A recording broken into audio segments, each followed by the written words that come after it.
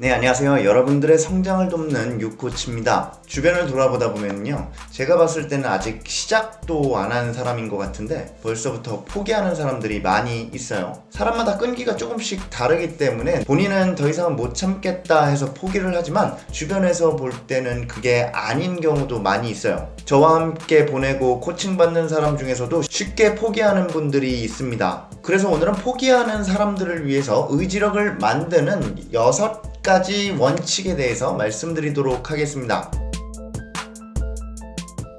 포기하지 않기 위해 가장 중요한 첫 번째 원칙은요, 목표를 명확하게 해야 합니다. 수도 없이 반복해서 말씀드리는 거기도 하지만 정말 중요한 거기 때문에 그렇습니다. 목표가 명확해야 한다는 것은 꿈과는 조금 구분돼야 할 것 같아요. 꿈이라는 것은 착한 사람이 되는 것, 부자가 되는 것, 존경받는 사람이 되는 것, 이런 것들이라고 한다면 조금 더 목표는 명확화돼야 될 것 같아요. 그 꿈을 더 세분화해서 행동 계획까지 나오는 것이 목표라고 할 수 있어요. 그 목표는 측정되고 관찰되고 관리될 수 있어야 돼요. 그러기 위해서는 월 5천만 원 벌기, 연봉 1억 만들기 이런 것처럼 명확하게 기간과 숫자가 있는 것이 좋습니다. 포기하지 않는 두 번째 원칙은요, 기대가 있어야 합니다. 다른 말로는 동기라고도 할 수 있을 것 같아요. 뭔가를 하려고 할 때 내가 이걸 했을 때 얻는 이익이 기대되지 않는다면 우리는 그것을 계속 지속해 나갈 수 없어요. 예를 들어서 공부하는 학생이 엄마한테 혼나지 않으려고 공부를 시작했단 말이죠. 그 학생이 공부를 과연 지속할 수 있을까요?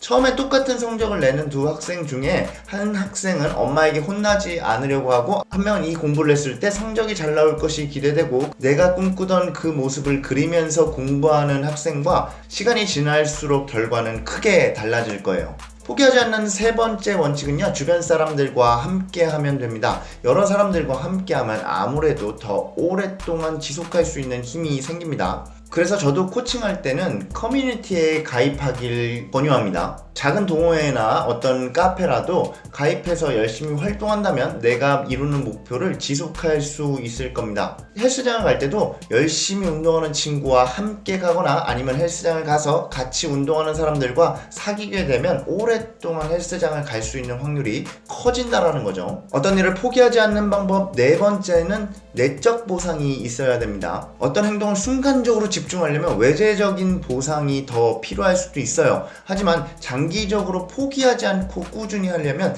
내적인 보상이 필요합니다. 예를 들어서 순간적으로 이번 중간고사의 성적을 올리기 위해서는 이 학생에게 컴퓨터를 사준다, 또는 핸드폰을 주겠다, 또는 자전거를 사주겠다, 외재적으로 더 보상해 준다고 하면 그 학생은 열심히 공부할 확률이 더 커질 거예요. 하지만 그 시험이 끝났을 때 다시 원점으로 돌아오게 될 거예요. 또 다른 외재적 보상이 없으면 추가적으로 동기유발이 되지 않을 거란 말이죠. 올림픽에서도 마찬가지예요. 금메달을 목표로 한 사람들은 금메달을 따고서 더 이상 운동을 하지 않습니다. 하지만 나의 목표가 나의 기록 자체를 0.1초 정도 당기는 거라고 생각하고 그것에 대한 큰 기쁨을 느낀다면 올림픽에서 금메달을 따고도 다음 4년 이후에 금메달을 딸 수 있을 확률이 커진다는 거죠. 아이를 키울 때도 마찬가지고 성인들도 언제나 어떤 동기유발을 할 때 외재적인 보상보단 내재적인 보상에 더 초점을 맞추는 것이 지속하는 데 더 유리합니다. 포기하지 않는 다섯 번째 방법은요, 보상은 자주 있는 것이 좋습니다. 제가 앞에서 내재적 보상이 더 좋다라고 얘기를 했는데요,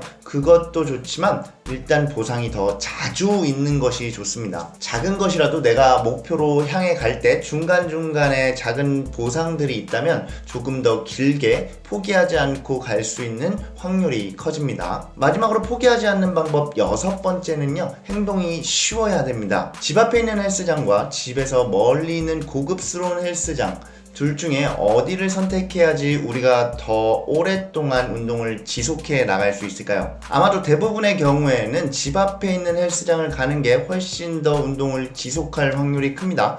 왜냐면요, 행동이 더 쉽기 때문이죠. 차를 타고 멀리 가야 하는 상황에서는 조금 더 제약사항이 많이 생길 수 있다는 거죠. 그래서 그렇게 행동이 쉬운 것들에 대해서는 사람들은 지속할 수 있는 확률이 커지게 됩니다.